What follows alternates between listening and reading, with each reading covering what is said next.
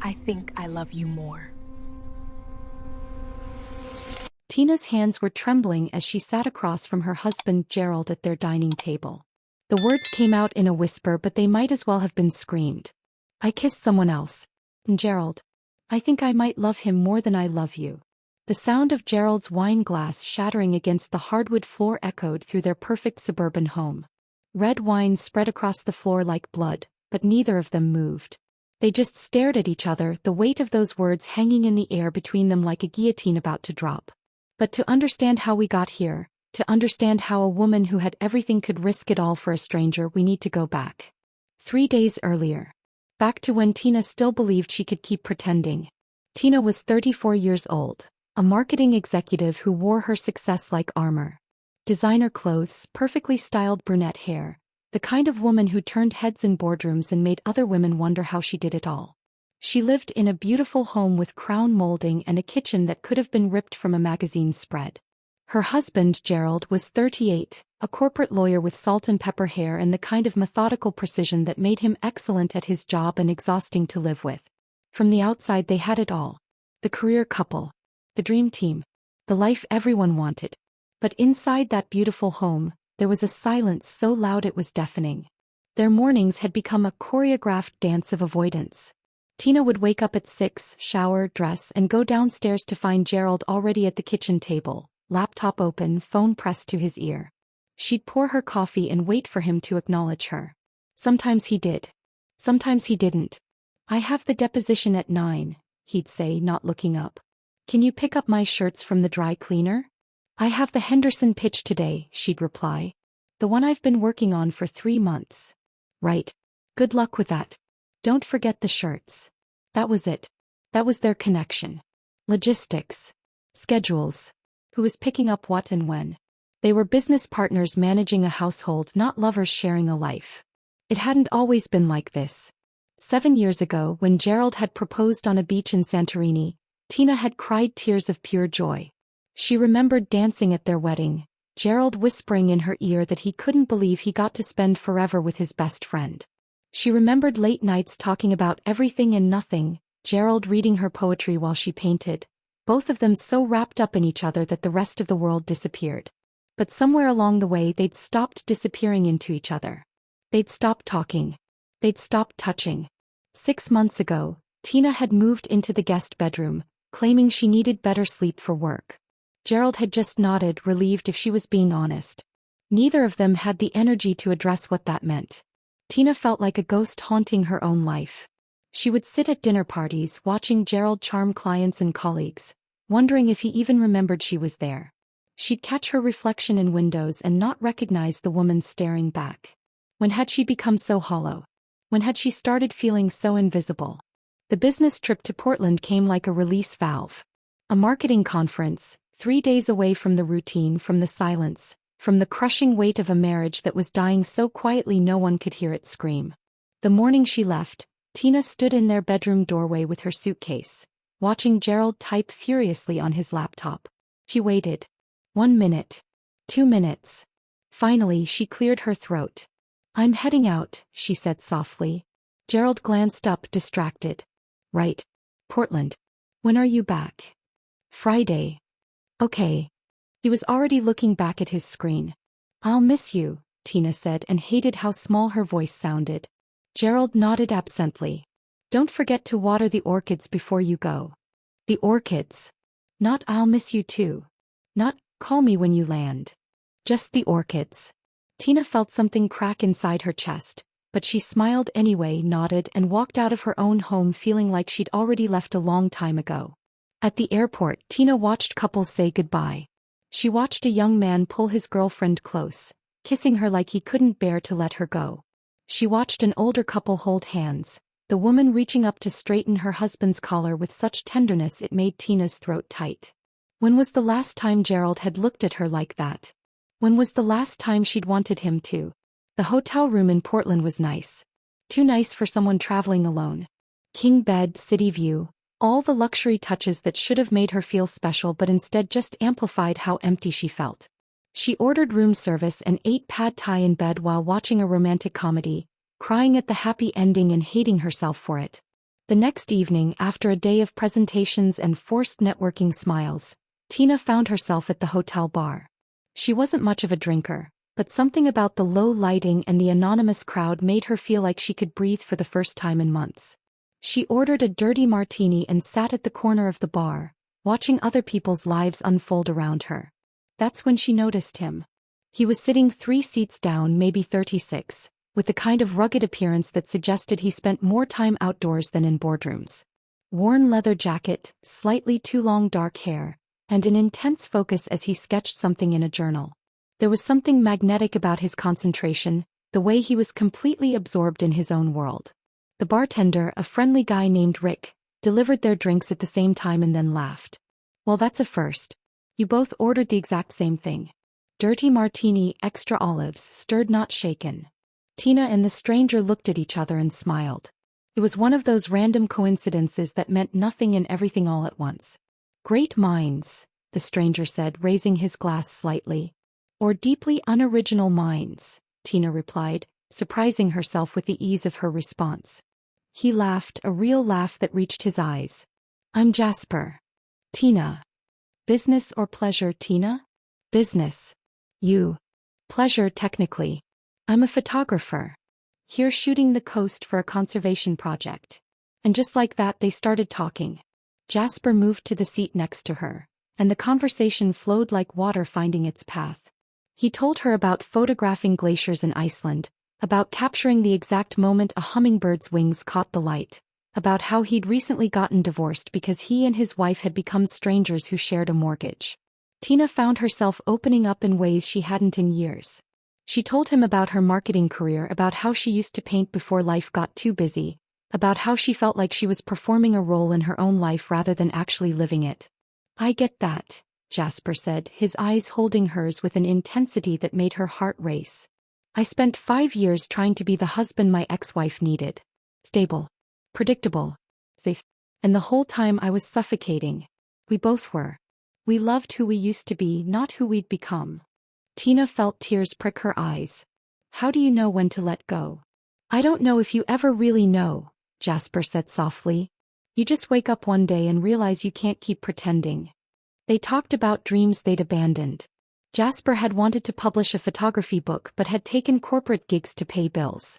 Tina had wanted to open an art gallery but had climbed the corporate ladder instead because it was practical, because Gerald had said art didn't pay mortgages. They talked about feeling stuck, about the weight of responsibility, about artistic passions buried under spreadsheets and client meetings.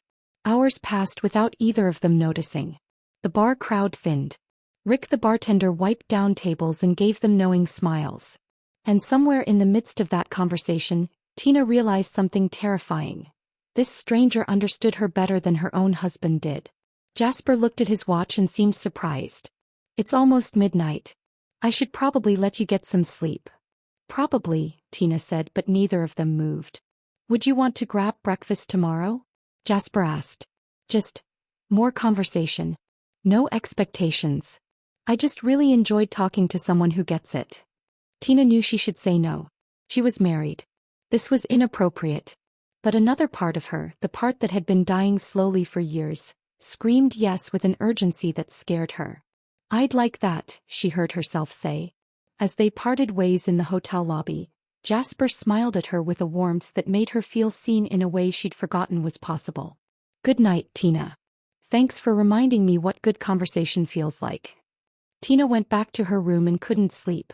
She lay in the dark, replaying every moment, every word, every look. And for the first time in years she felt something besides numbness. She felt alive. Terrified and guilty and confused, but alive. Before we continue with what happens next, if you're finding yourself invested in Tina's story, hit that subscribe button. Trust me, you're going to want to see where this goes. And here's a question for you. Have you ever met someone who just got you? Someone who understood you in a way that felt almost dangerous because it made you realize what you'd been missing? Drop your thoughts in the comments below. Sometimes the most dangerous person we meet is the one who reminds us of who we used to be. Breakfast turned into lunch. Lunch turned into wandering through Powell's City of Books, where Jasper showed Tina photography collections that made her heart ache with their beauty, and she showed him art books she'd once dreamed of studying. They grabbed coffee and walked along the waterfront, The conversation never stopping, never awkward, just flowing like they'd known each other for years instead of hours. By evening, neither of them wanted to say goodbye. So they didn't. They just kept walking through Portland's streets as the sun set and the city lights began to flicker on. Tina couldn't remember the last time she'd walked just to walk, just to be present in a moment without checking her phone or thinking about the next meeting or worrying about what needed to be done. "Tell me something true," Jasper said as they crossed a bridge over the Willamette River. "Something you don't usually tell people." Tina thought for a moment, surprised by how easy it felt to be vulnerable with him. "I feel like a ghost in my own marriage. Like I'm haunting a life that used to be mine but isn't anymore. Gerald and I, we share a house, we share bills, we share a last name. But we don't share anything that actually matters. And the worst part? I don't know if he's even noticed." Jasper stopped walking and turned to face her, his expression serious. "When did it stop mattering to you?" "That's the thing," Tina said, her voice cracking slightly. "I don't think it stopped mattering. I think that's why it hurts so much. I keep waiting for him to see me, really see me, and he just doesn't. Or maybe he does and he just doesn't care anymore." "I know that feeling," Jasper said quietly. "My ex-wife and I, we tried everything. Therapy, date nights, the whole playbook. But you can't force someone to want to know you.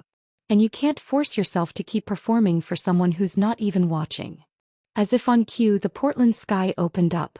Rain started falling, soft at first, then harder, that particular Pacific Northwest rain that soaks you before you realize it's serious. They ran, laughing, until they found shelter under the awning of a closed bookstore. They were both drenched, Tina's carefully styled hair plastered to her face, Jasper's leather jacket dark with water. They stood there catching their breath, and suddenly Tina was laughing. Really laughing. The kind of laughter that comes from somewhere deep and genuine, the kind she couldn't remember experiencing in years. Jasper was laughing too, and for a moment, standing there soaked and ridiculous under a stranger's awning in a city she didn't live in, Tina felt more like herself than she had in her entire marriage. "You know what the counselor told us?" Jasper said, his voice softer now, the laughter fading into something more serious. "She said that sometimes people fall out of love not because they stop caring, but because they fall in love with who someone used to be. We loved who we were when we met. Young, ambitious, full of dreams. But then life happened and we became different people, and neither of us loved who the other had become. We were mourning the past instead of building a future." Tina felt tears mixing with the rain on her face. "Is that what I'm doing? Mourning what Gerald and I used to be?" "I don't know," Jasper said, stepping closer. "But I know what it looks like when someone's given up. And Tina, you haven't given up. You're just lost. And maybe a little lonely." "Very lonely," she whispered. They were standing so close now that Tina could see the water droplets on Jasper's eyelashes, could feel the warmth radiating from his body despite the cold rain. The world seemed to narrow down to just the two of them, this moment, this awning, this impossible connection that shouldn't exist but did. "Tina," Jasper said, and the way he said her name, like it mattered, like she mattered, made something inside her break wide open. She didn't know who moved first. Maybe it was both of them. Maybe it was inevitable from the moment their drinks got mixed up at the bar. But suddenly his lips were on hers, and she was kissing him back with a desperation that scared her. It wasn't gentle or tentative. It was passionate and real and alive in a way that made her realize just how dead she'd felt for so long. His hands were in her wet hair, her hands clutching his jacket, and for those few seconds, nothing else existed. Not Gerald, not her marriage, not the life waiting for her back home. Just this. Just feeling wanted and seen and real. And then reality crashed back in like a wave. Tina pulled away, gasping, her hand flying to her mouth. "I can't. Oh God, I can't. I'm married." "Tina. No, I have to go. I'm sorry. I'm so sorry." She ran. Actually ran through the rain, away from Jasper, away from what she'd just done, away from the feeling that was both the best and worst thing she'd felt in years. She heard him call her name once, but she didn't stop. She couldn't stop. If she stopped, she'd go back, and if she went back, she didn't know what would happen. Back in her hotel room, Tina stood in the shower until the water ran cold, trying to wash away the feeling of Jasper's lips on hers. But it didn't work. Nothing worked. She lay in bed in the dark, her fingers touching her lips over and over, replaying those few seconds, and cried until she had no tears left. What had she done? She'd kissed another man. She'd wanted to kiss another man. More than that, she'd wanted to keep kissing him, wanted to forget about Gerald and her life and everything that was waiting for her back home. And that realization was more terrifying than the kiss itself. But beneath the guilt, beneath the panic, there was something else. Something she couldn't quite name. It felt like waking up after long sleep. It felt like remembering who she used to be before she became Mrs. Gerald, whoever she was. It felt like being alive. And she didn't know if she could go back to being dead. Morning came too soon and brought with it the crushing weight of reality. Tina had a conference to attend, presentations to sit through, people to network with. She put on her armor, her perfect makeup, her professional smile, and walked into that conference hall like nothing had happened. But everything had happened. She couldn't focus on a single word anyone said. The keynote speaker might as well have been speaking another language. During the breakout sessions, Tina found herself staring out windows, scanning crowds, seeing Jasper everywhere even though she knew he wasn't there. That man by the coffee station with dark hair? For a second her heart leaped. Not him. The guy in the leather jacket walking past the window? Her breath caught. Not him either. Her phone buzzed. Gerald. Finally. Maybe he'd somehow sensed something was wrong. Maybe he missed her. Maybe he wanted to actually connect. Did you pay the water bill before you left? I'm getting notifications. That was it. That was the message. Tina stared at it for a full minute, feeling something harden inside her chest. She typed back a simple yes and put her phone away. 20 minutes later, another message. Can you pick up my prescription when you get back? I'm slammed this week. Not, how's the conference? Not, I miss you. Not even a basic, how are you? Just logistics. Just tasks. Just proof that she was nothing more than an assistant in her own marriage. Her colleague Rachel touched her arm during the lunch break. Hey, you okay? You seem really distracted today. Tina forced a smile. Just tired. Late night. Well, whatever you did last night, it left a mark, Rachel said with a knowing smile. You've got that look. What look? Like you're somewhere else entirely. Someone keeping you up at night. Tina's face must have given something away because Rachel's eyebrows shot up. Oh my God. There is someone. Spill. There's nothing to spill, Tina said, but her voice wavered. I'm married. Right, Rachel said slowly. But you didn't say there's no one. Tina excused herself and spent the rest of the afternoon in a fog of guilt and confusion. She kept thinking about Jasper's words. We loved who we used to be, not who we became. Was that what had happened to her and Gerald? Had they fallen in love with versions of each other that no longer existed? That evening, Tina walked into the hotel lobby with no real destination in mind, and there he was. Jasper was sitting in one of the leather chairs near the entrance, and when he saw her, he stood up immediately. He looked nervous, uncertain, nothing like the confident photographer from the night before. Tina, he said. I wasn't sure if you'd want to see me. I'm leaving tomorrow morning and I couldn't go without. I needed to say I'm sorry. I shouldn't have kissed you. That was wrong of me. You told me you were married and I crossed a line. Tina's heart was pounding so hard she could hear it in her ears. You didn't cross it alone. They stood there in the busy hotel lobby, people flowing around them like water around stones, neither of them sure what to say next. Have you eaten? Jasper asked finally. No. Would you, as friends, just as friends, would you have dinner with me? Let me apologize properly. Let me say goodbye properly. Tina knew she should say no. She knew she should go upstairs, order room service, call Gerald, pretend last night never happened. But she also knew that if she did that, she'd regret it for the rest of her life. Not because she wanted something to happen with Jasper, but because she needed to understand what was happening inside herself. Okay, she said. As friends. The restaurant was small, family-owned, the kind of place tourists never found. Red checkered tablecloths, candles and wine bottles, the smell of garlic and basil and something baking that made Tina's mouth water. They sat in a corner booth, far from other diners, and for a few minutes neither of them spoke. Tell me about your childhood, Jasper said finally, breaking the silence. Tell me about the Tina before all of this. So she did.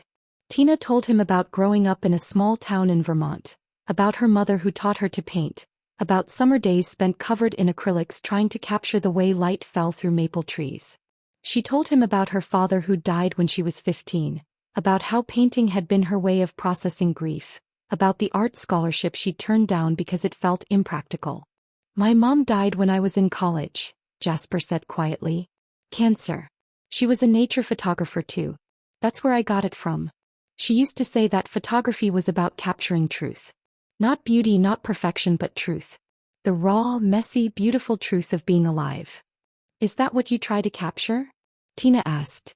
Jasper pulled out his phone and started showing her his portfolio. Image after image of wild landscapes, of storms over oceans, of mountains at dawn, of human faces caught in moments of pure, unguarded emotion. A child laughing. An elderly woman crying. A couple fighting on a street corner, the pain raw on their faces. This is incredible, Tina whispered, studying a photo of a glacier calving into the sea, the exact moment of breaking captured forever. You can feel it. The power. The inevitability. You get it, Jasper said, and there was wonder in his voice. Most people look at my work and say it's too intense, too raw. They want pretty pictures to hang in their living rooms. But you see what I'm trying to do. I do, Tina said and realized she was crying. I used to try to do the same thing with painting. Capture truth. But Gerald. She stopped. What about Gerald? Jasper prompted gently. Tina took a shaky breath. We met at a gallery opening. I had 3 pieces showing. Small local thing, nothing major, but I was so proud. Gerald was there with a client and he stopped in front of my favorite piece. This painting I'd done of my mother's hands. Just her hands holding a paintbrush covered in colors. He stared at it for 10 minutes. Then he found me and said it was the most honest thing he'd ever seen. That's beautiful, Jasper said. It was. We dated for 2 years. He'd come to my studio and watch me paint. He'd read me poetry while I worked. He made me feel like my art mattered, like I mattered. When he proposed, I thought I'd found someone who saw me. Really saw me. What happened? Tina wiped her eyes. Life happened. Marriage happened. We bought a house that needed work. Gerald made partner at his firm and started working 80-hour weeks. My painting wasn't bringing in money, and we had a mortgage and car payments and all these adult responsibilities. One day I mentioned wanting to rent a studio space and Gerald said, Tina, art doesn't pay bills. Maybe it's time to be realistic. And you listened to him, Jasper said, not judgment, just understanding. I did.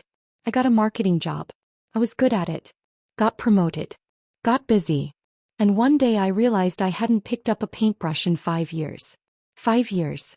How do you lose yourself like that? How do you just disappear? Jasper reached across the table and took her hand. It was a simple gesture, but it felt monumental. You didn't disappear, Tina. You're right here. Maybe you've been here all along, just waiting for someone to see you.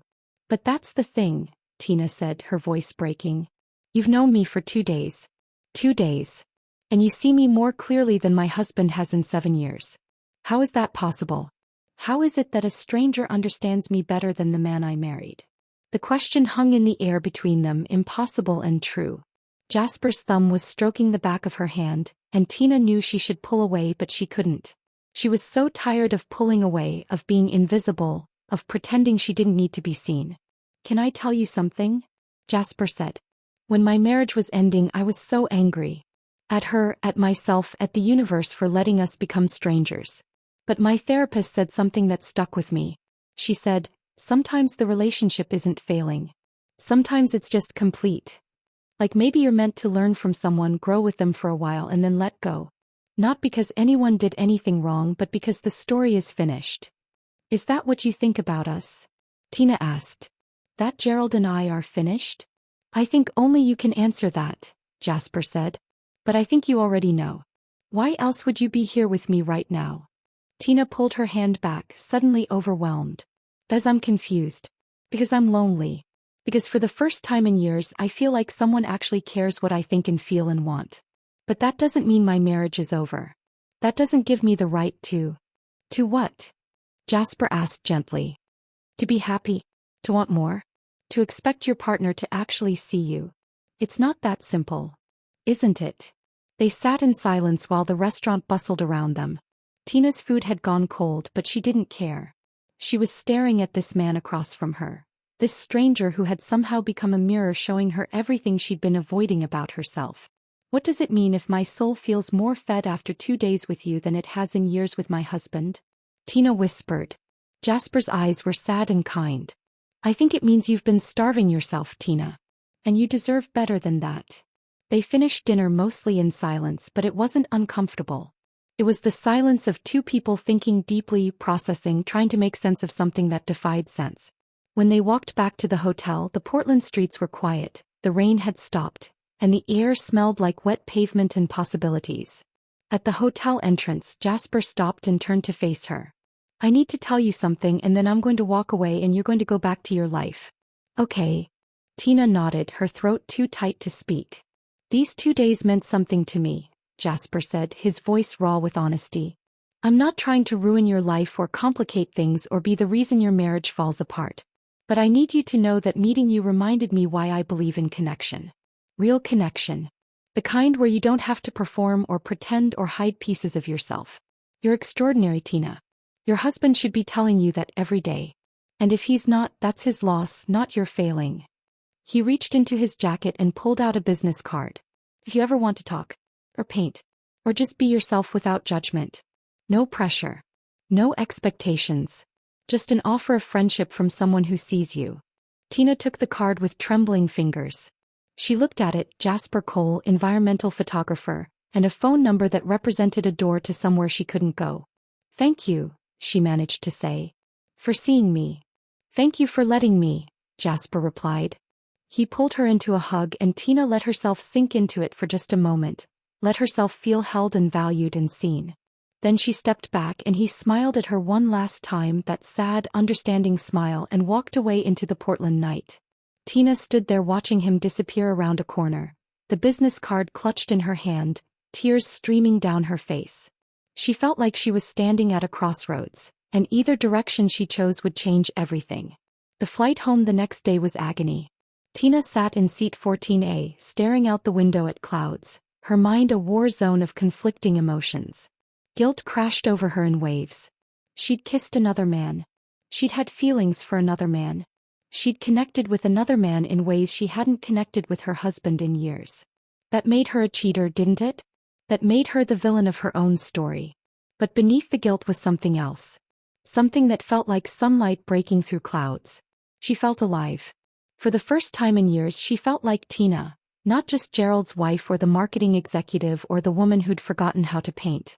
She felt like herself, and it was terrifying and exhilarating, and she didn't know what to do with it.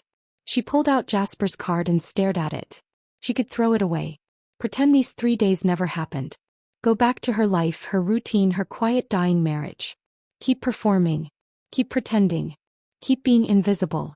Or she could face the truth. That her marriage was already over, had been over for a long time, and she'd just been too scared to admit it. That meeting Jasper hadn't ruined anything because there was nothing left to ruin. That sometimes the person who breaks you open is the one who saves your life. The plane touched down and Tina gathered her things with hands that wouldn't stop shaking. Gerald would be at home, probably working, probably not even noticing she'd been gone. And she would have to decide what to do with this new truth burning in her chest. But before we see what Tina decides, I need to ask you something. If you're hooked on this story, if you're sitting there wondering what you would do in her situation, hit that subscribe button right now because this journey is far from over. And here's my question for you. What would you do? If you met someone who reminded you of who you used to be, who saw parts of you that your partner had stopped seeing years ago, would you walk away? Would you fight for your marriage? Or would you choose yourself? Drop your honest thoughts in the comments. No judgment. Just truth. The key turned in the lock and Tina stepped back into her house, her home, her life. Everything looked exactly the same. The mail was stacked neatly on the entryway table. Gerald's briefcase sat by the stairs. The orchids she'd watered before leaving were still alive, still perfect, still there. Nothing had changed. Except everything had changed. Gerald was in his study, door half open, on a conference call.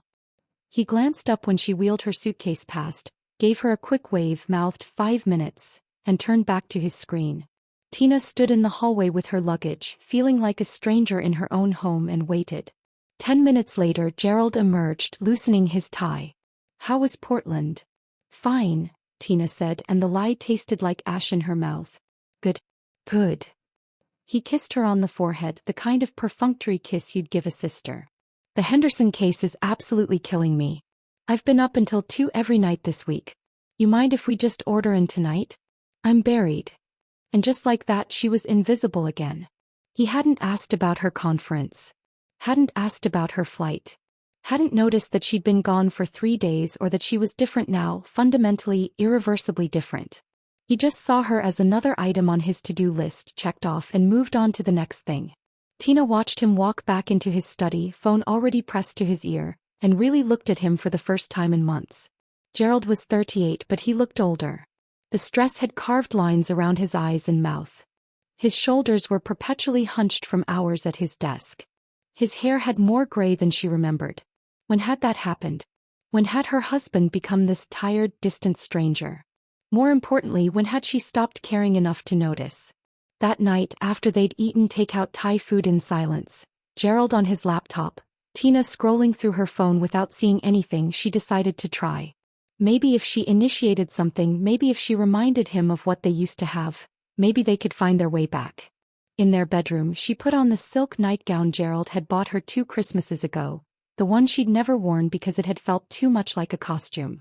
She brushed her hair, put on perfume, and when Gerald came in, she was sitting on the edge of the bed waiting for him. "Hey," she said softly. Gerald looked up from his phone, surprised. His eyes registered the nightgown, the effort, and something flickered across his face. Obligation? Guilt? She couldn't tell anymore. "Tina," he said, and she could hear it in his voice before he said the words. "I'm exhausted. The Henderson deposition is tomorrow and I'm not prepared. Can we, tomorrow? I promise tomorrow we'll have time. Tomorrow. Always tomorrow. Tomorrow that never came." "Sure," Tina said, her voice hollow. "Tomorrow." She changed into her regular pajamas, got into bed and turned away from him. Gerald was asleep within 5 minutes, his breathing deep and even, completely unaware that his wife was lying 3 feet away from him crying silently into her pillow. The next morning, Tina woke up early, made coffee and wandered into the garage while Gerald was in the shower. She wasn't looking for anything specific, just moving through space, trying to feel grounded in her own life. That's when she saw them. Her art supplies. Boxes of them, covered in dust, shoved in the corner behind Gerald's golf clubs and their Christmas decorations. Canvases. Paints. Brushes. Her easel folded up, looking abandoned and sad.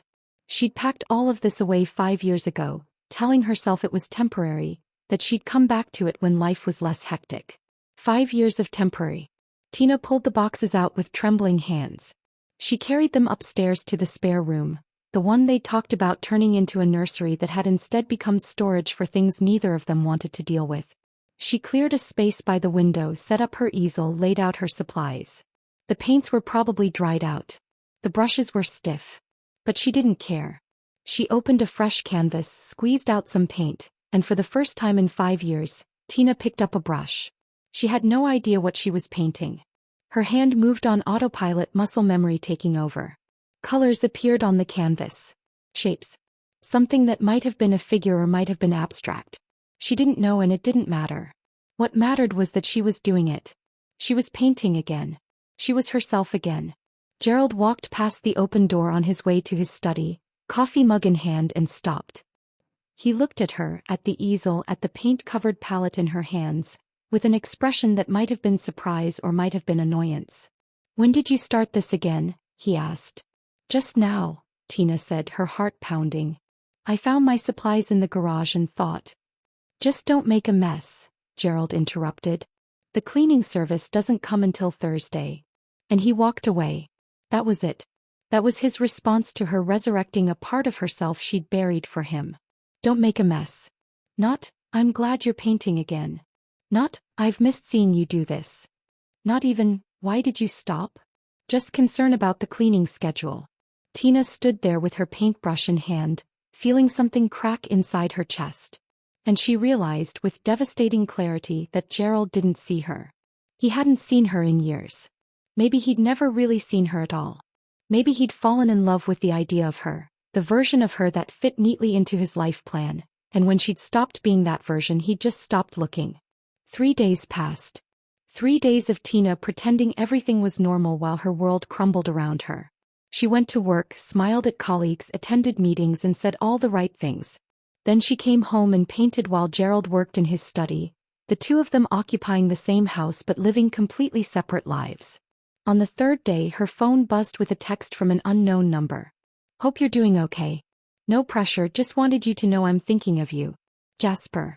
Tina stared at that message for 30 minutes. 30 full minutes, sitting on the floor of her makeshift studio, paint drying on her palette, tears streaming down her face. He was thinking of her. A man she'd known for 2 days was thinking of her. Caring about whether she was okay. Seeing her, even from 300 miles away. She didn't respond. She couldn't. But she didn't delete it either. She saved his number, and that small act of keeping a door open felt like both a betrayal and a lifeline. That evening, Tina decided to make one last effort.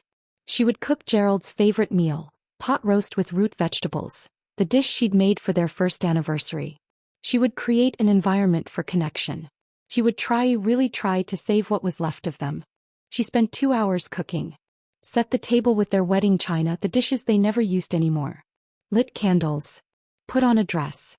When Gerald came home at 8:30, an hour later than he'd said, she had everything ready. Wow, he said, looking at the table. What's the occasion? No occasion, Tina said, forcing brightness into her voice. I just wanted to have dinner together. Actually, together. Gerald checked his watch, and Tina saw the calculation in his eyes. The weighing of his wife's effort against whatever work was waiting for him. Can we eat quickly? He asked, already pulling out his phone. I have documents to review.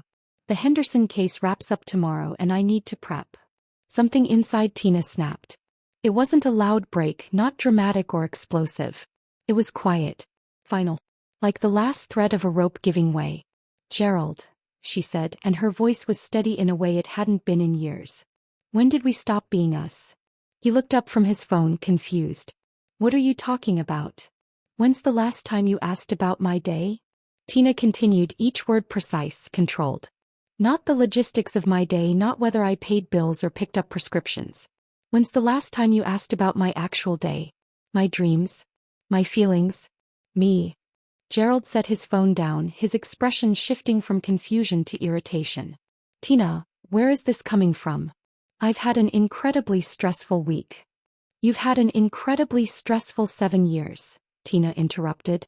Every week is stressful. Every day is busy. There's always a case, always documents to review, always something more important than us.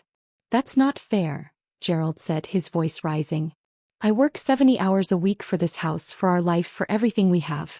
I'm killing myself to provide for us, and you're mad that I'm stressed. I'm not mad that you're stressed, Tina said, tears starting to fall now.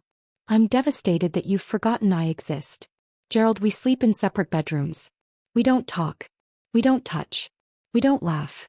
We're not a marriage, we're a business arrangement. When did that happen? When did we become strangers? Gerald stood up, pacing now, running his hands through his hair. We're not strangers. We're tired. We're busy. That's what happens in long-term relationships. The passion fades and what you're left with is partnership. Stability. That's adult life, Tina. Is it? Tina asked, her voice breaking.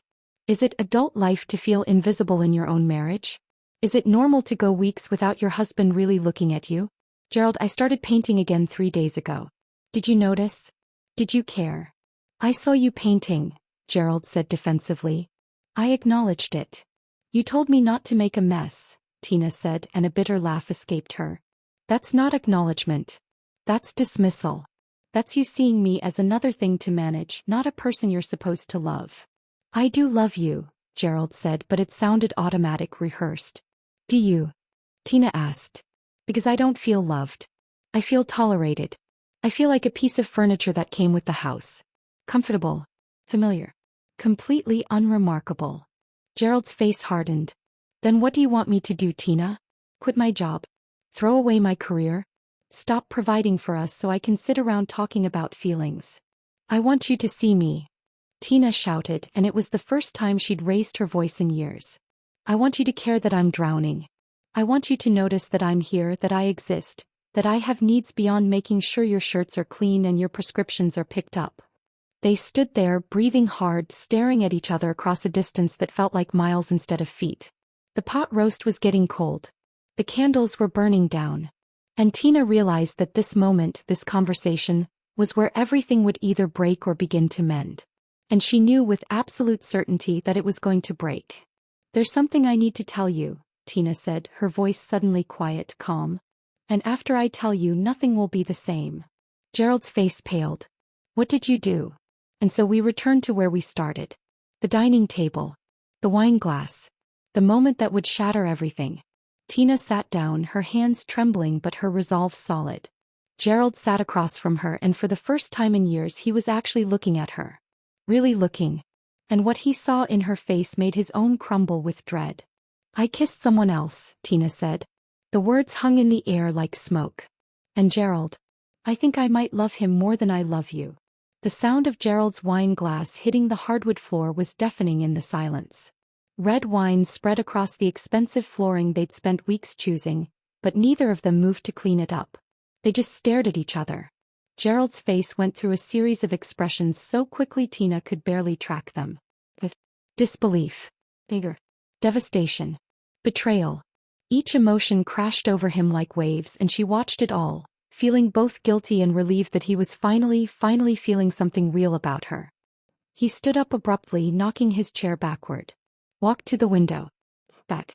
His hands were shaking. When he spoke, his voice was strangled. Who is he? That's not the point. Who is he? Gerald roared, and Tina had never heard him raise his voice like that, had never seen him lose control like this. His name is Jasper, she said quietly.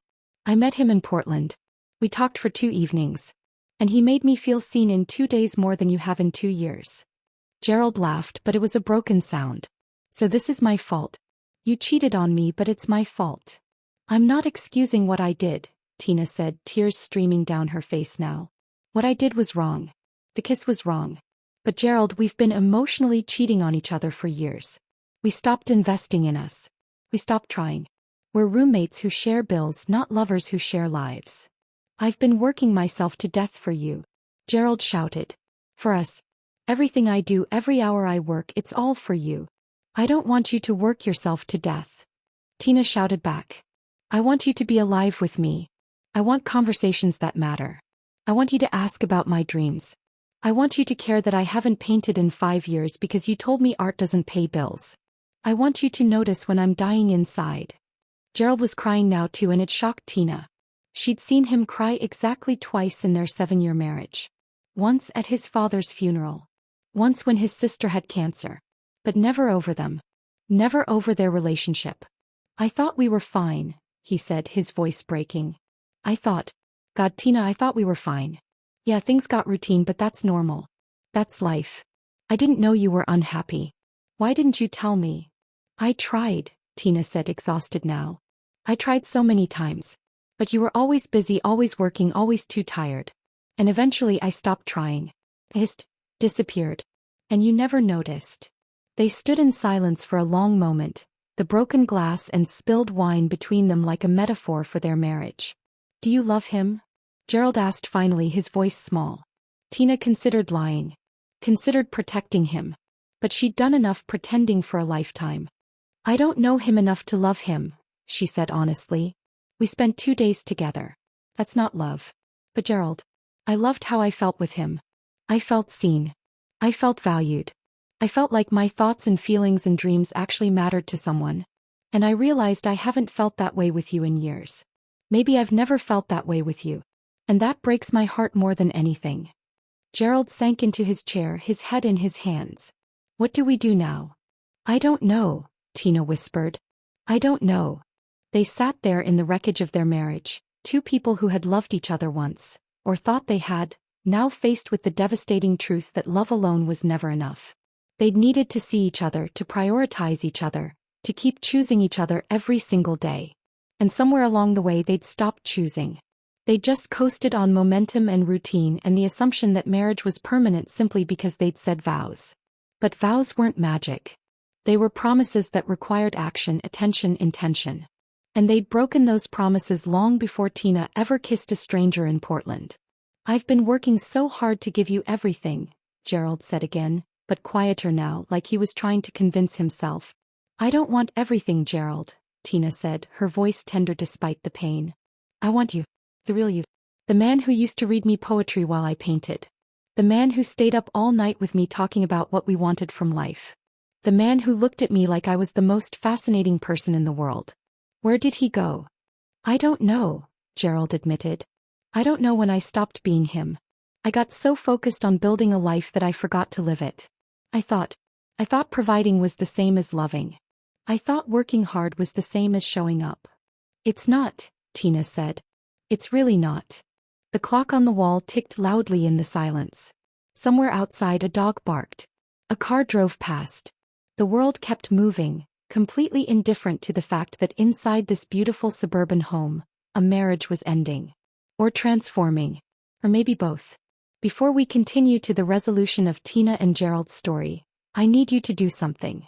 If you're invested in what happens next, if you've been sitting here for 25 minutes watching this unfold and you need to know how it ends, hit that subscribe button right now. Because the next part might surprise you. And here's my question for you. Have you ever been Gerald in this situation? Have you ever been so focused on building a life that you forgot to live it? Or maybe you've been Tina, feeling invisible in your own relationship? Drop a comment and share your experience. Sometimes knowing we're not alone in our struggles is the most powerful thing. The silence stretched between them, heavy with everything they'd said and everything they hadn't said for years. Gerald looked up from his hands, his eyes red and swollen, and asked the question Tina had been dreading. Do you want a divorce? The word hung in the air like a death sentence. Divorce. The end. The official acknowledgement that they'd failed. Tina opened her mouth, then closed it.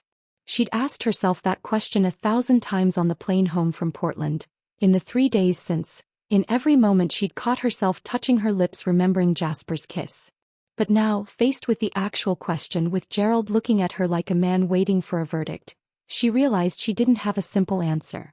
I don't know what I want, Tina said finally, her voice hoarse from crying. But I know I can't keep living like this. I can't keep being invisible. I can't keep pretending we're okay when we're slowly killing each other with neglect. Gerald nodded like he'd expected that answer. So what do we do? I don't know, Tina admitted. Do you want to try? Do you even want to save this? I don't know, Gerald said, and at least he was being honest. I'm so angry right now, Tina. You kissed someone else. You had feelings for someone else. You betrayed us. And part of me wants to tell you to leave, to get out, to go be with your photographer if that's what you want. And the other part? Tina asked quietly. Gerald's face crumbled again. The other part is terrified of losing you. The other part is realizing that you're right. About all of it. We have been strangers. I've been checked out. And I didn't even see it happening. I was so busy trying to be successful, trying to provide, trying to be enough, that I forgot the point of all of it was us. They sat there at the dining table, the wine still soaking into the floorboards, the cold pot roast forgotten, and for the first time in years they really talked. Not about logistics or schedules or bills. They talked about them. About how they'd gotten here. About what had gone wrong and when and whether it could ever be right again. Gerald told her things she'd never known. About how inadequate he'd felt from the beginning of their marriage. You're so vibrant, Tina, he said, his voice thick with emotion. You light up rooms. You make people feel things. You create beauty out of nothing. And I'm just boring. I'm a lawyer who reads contracts and argues cases. I'm methodical and precise and completely unremarkable. I thought if I provided enough, if I gave you this house and this life and financial security, that would be enough. That you'd stay because I'd made your life comfortable. Tina stared at him shocked. Gerald, I never needed you to be some exciting, dynamic person. I fell in love with you because you were kind and steady and you saw my art as something valuable. You made me feel like I mattered. That's what I needed. Not money. Not a big house. Just you paying attention to me. But I stopped doing that, Gerald said. I know I did. I got promoted to partner and suddenly I was working all the time, and it was easier to hide in work than to face the fact that I didn't know how to be interesting enough to keep you. You don't have to be interesting, Tina said, crying again. You have to be present. You have to be here, actually here, not just physically in the house but emotionally available. I don't need a provider, Gerald. I need a partner. Someone who asks about my day and means it. Someone who notices when I'm struggling. Someone who sees me. I want to see you, Gerald said. I do. I forgot how. I got so caught up in thinking love was about what I could give you materially that I forgot it's about showing up emotionally. They talked until the sun started coming up, the words flowing like a dam had finally broken. They talked about their wedding, about the dreams they'd had, About how those dreams had gotten buried under mortgages and careers and the daily grind of adult life. They talked about resentments they'd been carrying for years. Gerald resented that Tina had stopped initiating affection, had moved into the spare room without a real fight. Tina resented that Gerald never fought for them, never noticed when she was pulling away. "Why didn't you tell me?" Gerald asked at one point.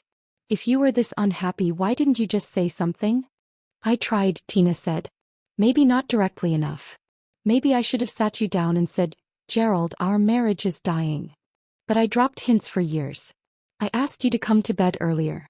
I suggested therapy 6 months ago and you said you didn't have time. I planned date nights that you canceled for work. Every time I reached out, you were too busy or too tired or too stressed. Eventually, I just stopped reaching." Gerald closed his eyes, processing that. "I thought you were fine with how things were. You seemed fine." "I was performing," Tina said. "I was being the wife I thought you needed. The one who didn't complain or make demands or need too much. But Gerald, I was dying inside. And you never noticed." "I'm noticing now," Gerald said, and the pain in his voice was real. "God, Tina, I'm seeing it all now and I hate myself for being so blind." As the first light of dawn crept through their windows, Gerald asked the question Tina knew was coming. His voice was small, afraid, like a child asking about monsters under the bed. Were you, with him? Beyond the kiss?" Tina met his eyes. "No. Just a kiss. But Gerald, it woke me up. It reminded me that I'm a person with needs and desires and a right to be seen. That stranger didn't seduce me. He just talked to me. He asked about my dreams. He showed me his photography and wanted to know what I thought. And in 2 days he made me feel more valued than I felt in our entire marriage. That's the part that breaks my heart. Not the kiss. The fact that a stranger cared more about my inner life than my husband did." Gerald flinched like she'd slapped him, but he didn't argue. He couldn't. It was true. "I don't know if I can forgive this," Gerald said finally. "You kissed someone else. You had an emotional affair, even if it was brief. That's betrayal, Tina. That hurts in ways I don't have words for." "I know," Tina said. "I'm not asking for immediate forgiveness. I'm not even sure I deserve it. But Gerald, if we're being honest, we've both been betraying each other for years. Maybe not with other people, but with neglect. With indifference. With choosing everything else over us. And that kind of betrayal is slower, quieter, but just as deadly." Gerald was quiet for a long time. Then, "I don't know if I can lose you either. I know that's contradictory. I'm furious with you and I'm heartbroken and I want to throw things and scream at you for breaking us. But underneath all that, I'm terrified of living without you. Of walking into this house and you not being here. Of realizing too late that I had something precious and I threw it away because I was too busy to notice. So what do we do?" Tina asked. "I think." Gerald took a shaky breath. "I think we get help. Real help. Not just talking to each other at 3 in the morning after everything's already exploded. I think we need therapy. Both of us. Together and maybe separately. Because Tina, I don't know how to fix this. I don't know if we can fix this. But I think we owe it to ourselves, to the people we were when we got married, to at least try." Tina felt something unclench in her chest. Not relief exactly. Not hope even. Just the smallest possibility that maybe they could find their way back to each other. Or at least to a version of themselves that could coexist without slowly suffocating. "Okay," she said. We try." 6 months later, Tina stood in front of her easel in the spare room, which Gerald had helped her convert into a proper studio. 6 months of therapy, both couples and individual. 6 months of Gerald cutting his hours back to 50 a week, which his senior partners hadn't liked but had accepted. 6 months of awkward dinners where they practiced actually talking to each other. 6 months of pottery classes on Thursday evenings, a compromise they'd reached after their therapist suggested finding something creative they could do together. Gerald had wanted golf lessons. Tina had wanted life drawing classes. They'd settled on pottery as something creative enough to feed Tina's soul but practical enough that Gerald felt comfortable with it. They were still sleeping in separate bedrooms. That hadn't changed. Their therapist, Dr. Reeves, a no-nonsense woman in her 60s with kind eyes and zero tolerance for bullshit, had told them not to rush physical intimacy until they'd rebuilt emotional intimacy. "You can't skip steps," she'd said. "You have to learn to like each other again before you can love each other." It was slow. Painfully slow. There were setbacks. Gerald still sometimes got absorbed in work and forgot to ask Tina about her day. Tina still sometimes withdrew when she felt hurt instead of speaking up. But they were trying. Really trying. In therapy, they'd unpacked years of resentment and miscommunication. Gerald had cried more in 6 months than he had in their entire marriage, working through his feelings of inadequacy and his tendency to hide behind work. Tina had confronted her own patterns of people-pleasing and her fear of being too much for people to handle. Tina never contacted Jasper again. She'd thought about it, especially in the early weeks when therapy was brutal and she wasn't sure if she and Gerald would make it. But she kept his business card in her journal, tucked between pages like a bookmark marking where her life had changed. Not as a backup plan or an escape route. Just as a reminder that she deserved to be seen, that her needs mattered, that she was allowed to want more from life than just existing. One evening about a month ago, Tina had come home from a particularly hard therapy session to find Gerald in the spare room. He'd moved all the storage boxes out, had cleaned the windows, had bought her a proper desk and better lighting. In the corner was a new set of professional-grade art supplies, the expensive kind she'd always wanted but never let herself buy. "Paint," Gerald had said simply, gesturing to the transformed space. "Be yourself. I want to know her again. The real Tina. Not the version who's been trying to be small enough to fit into my life." Tina had cried and Gerald had held her, and it wasn't perfect or passionate or like a romance movie. It was real. Two broken people trying to glue their pieces back together in a way that made sense. Now, 6 months into their reconstruction project, Tina was painting while Gerald sat in the armchair she dragged up from the living room, reading a book. Not working. Not on his phone. Just reading, being present in the same space as her. They did this twice a week now. Parallel existence, Dr. Reeves called it. Learning to be comfortable in each other's presence without needing to fill every silence or perform connection. "What are you painting?" Gerald asked, looking up from his book. Tina stepped back to look at her canvas. 2 figures, rendered in abstract shapes and colors, reaching toward each other across a distance. "Not touching yet. But reaching," she said. "I think." Gerald came to stand beside her, studying the painting. "We're not together yet." "No," Tina agreed. "But we're trying. That's something." "That's everything," Gerald said quietly. They stood there side by side, looking at the painting, and Tina felt Gerald's hand brush against hers. Not holding. Just touching. Just acknowledging. Just being present. It wasn't the fairy tale ending. They weren't magically fixed. Tina still sometimes looked at Jasper's card and wondered what her life would have looked like if she'd made a different choice. Gerald still sometimes resented that it had taken an affair, even just a kiss, to wake them both up. They were still figuring out if they could rebuild something worth staying for, or if they were just prolonging the inevitable. But they were trying. And for the first time in years, they were both actually present for the trying. Tina's voiceover, quiet and reflective. "I don't know if Gerald and I will make it. Our therapist says we're doing the work, but she also says that sometimes the work reveals that people have grown too far apart to grow back together. And that's okay. Maybe the point isn't staying together at all costs. Maybe the point is being honest about who you are and what you need and finding out if the person you're with can meet you there. That stranger in Portland, Jasper, he didn't steal my heart. He reminded me I still had one. He reminded me that I deserved to be seen, to be valued, to take up space in my own life.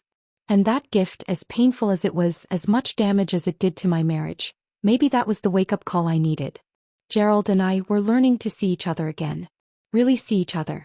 Not the roles we play or the versions we perform, but the actual humans underneath. The scared, flawed, trying our best humans who once loved each other enough to promise forever, and who are now trying to figure out if forever is still possible. I paint now. Every day. Gerald comes home at 6 instead of 10. We have dinner together and actually really talk about things that matter. We took a pottery class and Gerald is terrible at it, and watching him covered in clay and laughing at his lopsided bowls is the most attractive he's been in years. Not because he's suddenly interesting or dynamic, but because he's present. He's trying. He's showing up for us. Sometimes the biggest betrayal isn't kissing a stranger. It's betraying yourself. Betraying your needs, your dreams, your right to be fully alive. I spent years making myself smaller, quieter, less demanding, trying to be the wife I thought Gerald needed. And in the process I lost myself completely. That stranger didn't save me. I saved myself. By finally speaking up. By finally demanding to be seen. By finally choosing myself even if it meant risking everything. I don't know if Gerald and I will celebrate our 10th anniversary together or if we'll be signing divorce papers. But I know that whatever happens, I won't disappear again. I won't make myself invisible. I won't settle for a life that looks perfect from the outside but feels hollow on the inside. And maybe that's the real lesson here. Not about whether to stay or go. Not about whether love can survive betrayal. But about whether you can survive betraying yourself. And what you're willing to do to come back to life. The painting sat on the easel, two figures reaching across distance. Not touching yet. Maybe they never would. But the reaching itself, the effort, the willingness to try, maybe that was enough. The screen fades to black and text appears. Sometimes the biggest betrayal is betraying yourself. Before you go, I need to know something. Have you ever felt invisible in your own relationship? Have you ever betrayed yourself to keep the peace, to be easier to love, to take up less space? Share your story in the comments below. You're not alone in this. If you believe in second chances, if you believe people can change and grow and find their way back to each other or even just back to themselves, hit that like button. And if you want more real stories about love, loss, and finding yourself again, stories that don't have neat endings because real life rarely does, subscribe to this channel. Because the truth is messy and complicated and sometimes heartbreaking, but it's always worth telling. Thank you for staying with Tina's story. Thank you for witnessing her journey. And remember, you deserve to be seen. Fully, completely, unapologetically seen. Don't forget that.